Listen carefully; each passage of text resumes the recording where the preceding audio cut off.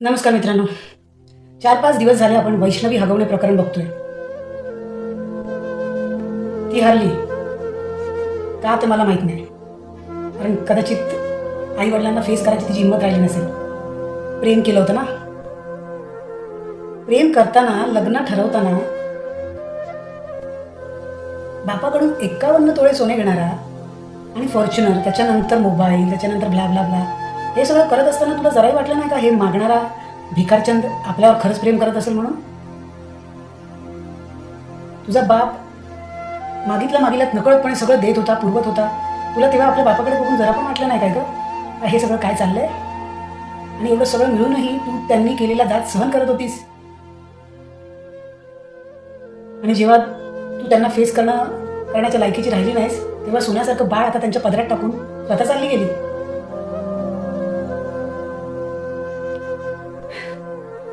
ह्या फक्त हुंडाबळी प्रकरण नाही, कारणं भरपूर आहेत. पण जाच हा एकाच प्रकारचा दर दुसऱ्या घरात प्रत्येक स्त्री बरोबर होतोय. माझ्याबरोबरही तेच घडलंय आज 10 वर्ष. आज जर मी रील्स बनवते किंवा जोक्स करते किंवा हसते, काही करते ना या रील्सवरती, ही माझ्या डॉक्टरांनी माझ्या घरातल्यांना दिलेली परमिशन आहे की तुम्हाला हिला दार बंद करून, तुम्हाला जर बाहेर तिला पाठवायला शरम वाटते ना, तर तिला दार बंद करून हे सगळं करू दे, तिला आनंदित राहू दे. जर तुम्ही तिला दत्त बाळ देऊ शकत नाही आहात ना, तर तिला बाळ होतच नाही आहे, तर तिला कुठला आनंद देऊ शकत नसाल, तर तिला डिप्रेशनमध्ये पाडायचाही तुम्हाला काही अधिकार नाही आहे. म्हणून मी हे सगळं करते. नाहीतर आज जर मी डिप्रेशनमध्ये नसते तर मला हेही करायची परवानगी नसती. आज माझ्याबरोबर पण इथे घडतोय. माझं प्रत्येक मुलीला फक्त एवढं सांगणं आहे की आपल्या घरात मनात जे काही होत असेल आपल्याबरोबर ते व्यक्त करायला शिका, बोलायला शिका आपल्या आईला, वडिलांना. आणि जर त्यांनी नाही ऐकलं तर सांगा का मी आता माझा जीव द्यायला तयार आहे. तरी नाही ऐकलं तर स्वतः घराच्या बाहेर पडा. भरपूर ऑप्शन आहेत बाहेर, धर्मशाळा आहेत, हे ते, कुठे ना कुठेतरी परमेश्वर रस्ता दाखवेल, पण स्वतःचा जीव देऊ नका. आपलं आयुष्य आपल्याला परमेश्वरांनी जगायला दिलंय, ते जगा.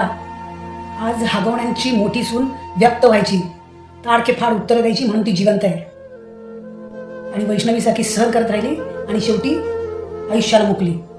पण एक गोष्ट सगळ्या सासरच्यांनी लक्षात घ्यायची, वैष्णवीसारखी लक्ष्मी असू दे किंवा तुमच्या मोठ्या सुनेसारखी दुर्गा, प्रत्येकाच्या घरात येणारी ही सून, तिच्याबरोबर झालेला जाच हा तुम्हाला तुमच्या अंतापर्यंत पोहोचवणारच.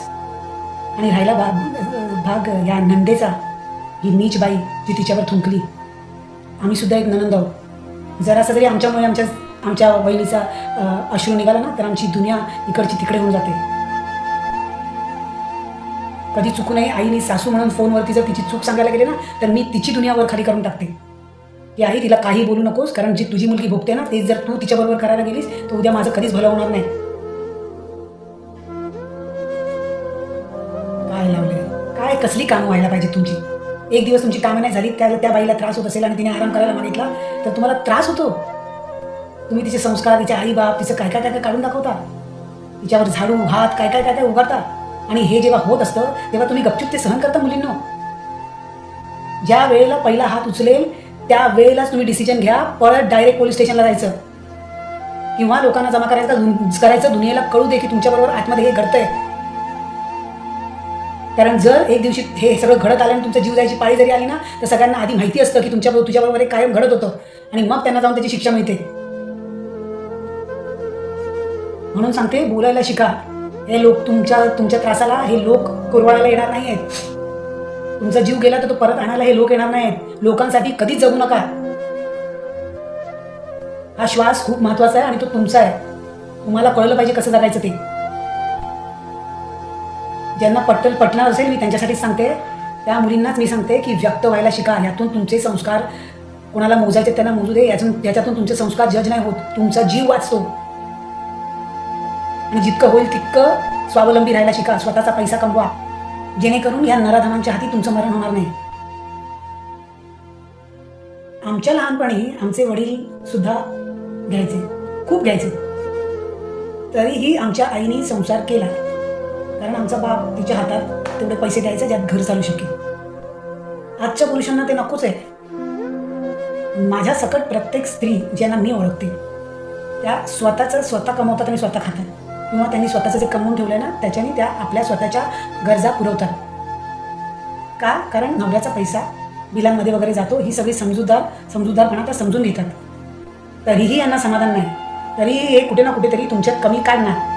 आणि ह्या गोष्टी जेव्हा घडतात आणि प्रत्येक गोष्टीत तुम्हाला टोमणा मारला जातो, त्यावेळेला कुठे ना कुठेतरी तुम्ही विचार करणं तुम्हाला भाग आहे.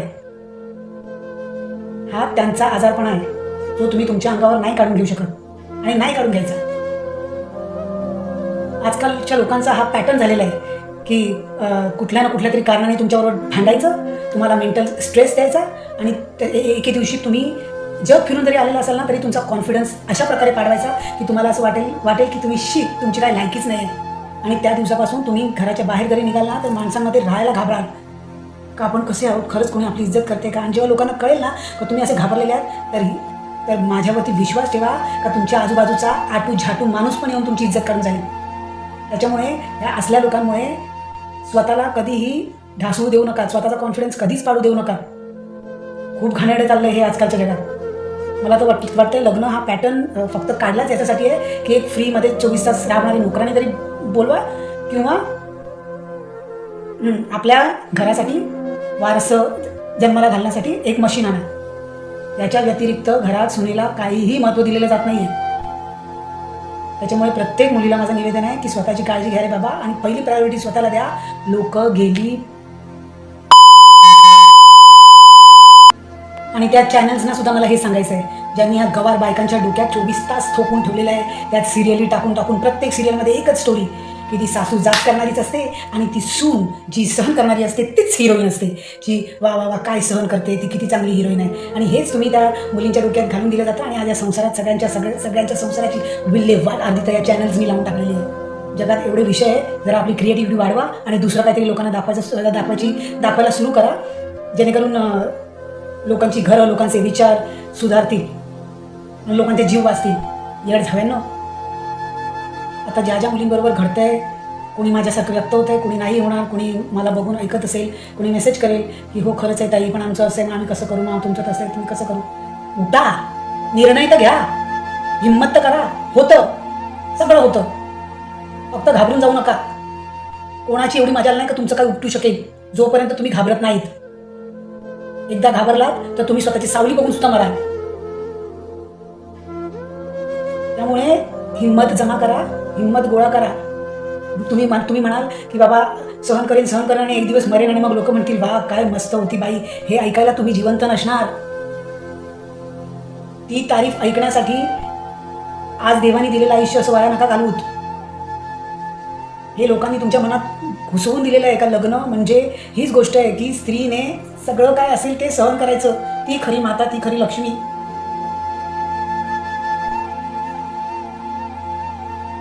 सगळ्यांना हात जोडून विनंती आहे, बोलायला शिका. त्रास झाला तर आधी पळा, निघा बाहेर. माझी सगळ्या त्या फिमेल फॉलोअर्सना विनंती आहे की माझा हा व्हिडिओ नक्की शेअर करा. मी अशी एरवी कॉमेंट किंवा कशासाठी भीक वगैरे मागत नाही, पण आज हात पसरून तुम्हा सगळ्या स्त्रियांकडे भीक मागते की जेवढं होऊ शकेल. पुरुषांनी केलं तर अजून चांगलंच आहे, पण स्त्रियांना स्पेशली माझी विनंती आहे की हा व्हिडिओ शेअर करा, जेणेकरून एखादी मुलगी खरंच खूप त्रासलेली असेल आणि असा काहीतरी चुकीचा विचार करेल, जीव देणं वगैरे, तर हे पाहून ती कदाचित स्वतःचा जीव देणं थांबवेल आणि काहीतरी दुसरा विचार करेल आणि त्याच्यामुळे एखाद्याचा जीव वाचेल. आणि मी समजेन की खरंच मी धन्य पावले हा व्हिडिओ बनवून. मला एवढी मदत करा. नक्की शेअर करा हा व्हिडिओ सगळ्यांनी. थँक्यू. हर हर महादेव.